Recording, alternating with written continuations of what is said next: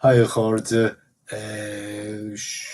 scéalaíonn breise le chuir méid atá á chur suas agam faoin na choróin vídeos.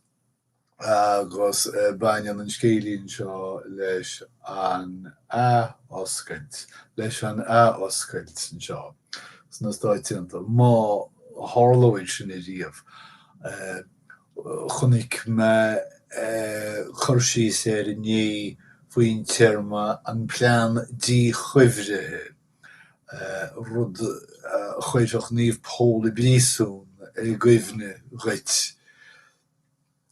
Mar a tharlaíonn is tá roinnt stáit a thosa gáardús rianta henne féin ar nó níach í nó agus an tír seo chomh mór sin agus riad na stáit seo abramís níos foiidisteach faoin tua ná rion teile. Agus is siad na stáit atá gceiste agam nó Colorado, Minnesota, Mississippi, Georgia agus Florida. Ní is agam faoi Colorado cathe go mbeidh siríonta á choineáil in áitsaní mar Denver agus Boulder áit a bhfuil carrachaí móra. Ach faoin tua áit nach bhfuil mór an seans go ndeonnaí an vírus scape tá seans mór maithán go bhfuil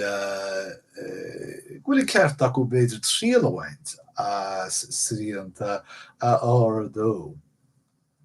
Minnesota arís cés muoite de Minneapolis St. Paul cahar anmór is beag eile tá sa stát sin ó híomh carrachaí móra de gas beidir go bhfuil an ceart acu na siríonta a ardó. Cá bhés.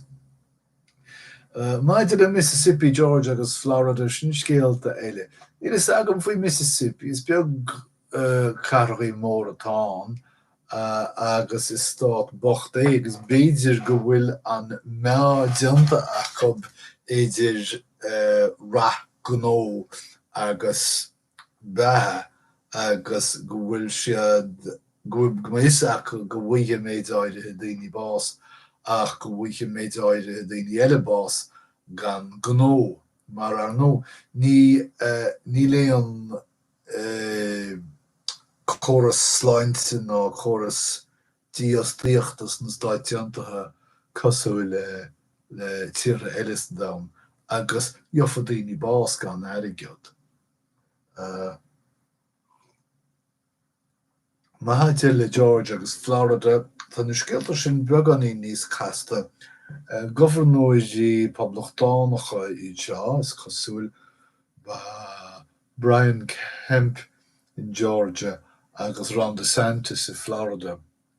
Agus tá Brian gach seans go bhfuil an bheirt géar mil a dhéanamh leis an Uachtarán.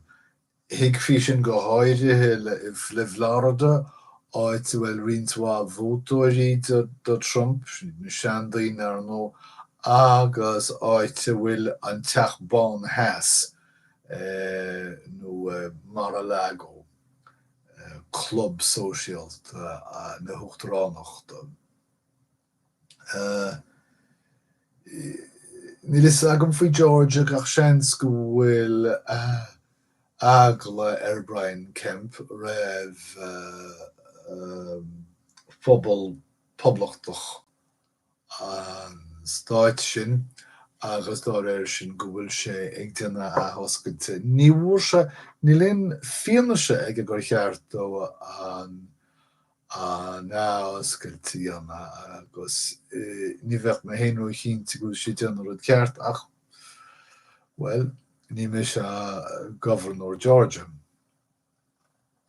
Faoi dhearre tá an long hospidéal Comfort ag fágáil cúan nó áireach más cuimhnimh na pictiúí a tháinig an long chabhlaí hospidéal leis an crosmór dearaigear isteach i gúan nó áireach ceithre seachtaí ó hin le dul gabhar ar phobal nó áireach ach ní rá sé testailt deire níor hála an ráig tinis sa chahar a ráhas agsú leis.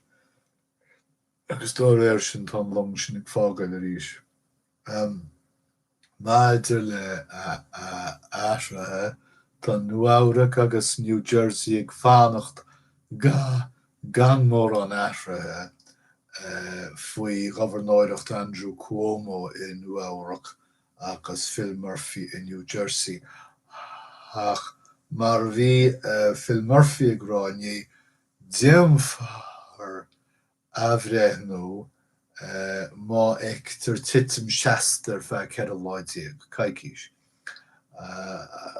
Chonachas titim beag le séileánú, so cábhis beidir faoi lár mí bhealtainne go méfrig techt ar abhachtnamh.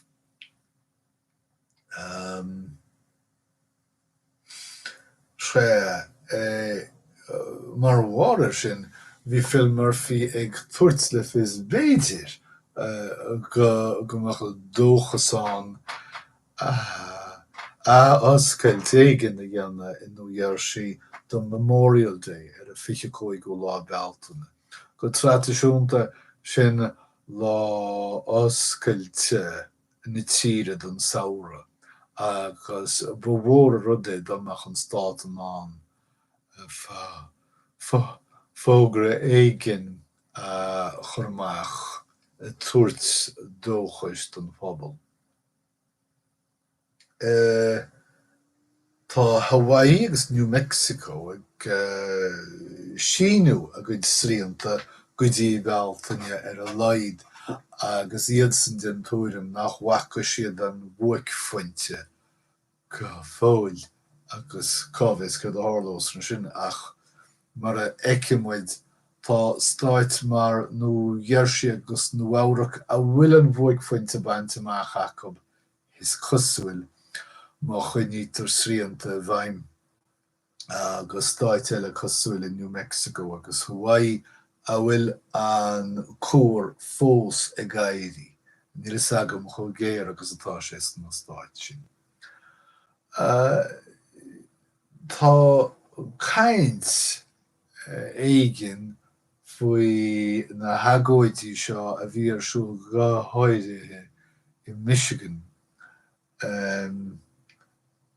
i naoi an díon ghlasála. Facas daoine armthe os cór tithe an réaltais agus iad a gagóidíocht ar son na saoirse a tuairt amach faoin díon ghlasáil agus le héad. Ach cé go bhfuair siad go bhfuil peiblaíocht is mús dúichí nach rá mór an bainte acu ná ríide le tuairimí coitianta agus gur mó bhróichí gur ícú na daoine sin as na hagóidí seo a dhéanamh agus gur luchtú gnó bhí taobhír den na hagóidí agus i de géire a gcuid gnólachtaí Oscailte ríis.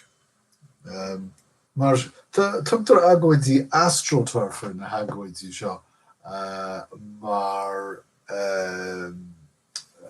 hagart na grassroots nach bhfuil nádúrtha in éonchar ach síorga dá sin astroturf. Anam má do chuncheap gráma. So sinna méid tá méid gearraí rá faoin Ath-Oscailte agus tásúla go mbeidh muid ar eis arís i gceann tamlín ag craint an taras seo faoin uachtarán agus an amadí is déanaí mhaith. Sin gur thug sé le fios gur ceart díghálrán a thógáil i do il nó a ól chun fáil ré leis a vírus seo. Ní cheart an duine seo bhfuil i kiosc ó telefíse. So sinna méid tásúil agam go bhain sibh sult nó úsáid as sin agus go maiid muid a caiintla chéile ríis sarhád slán.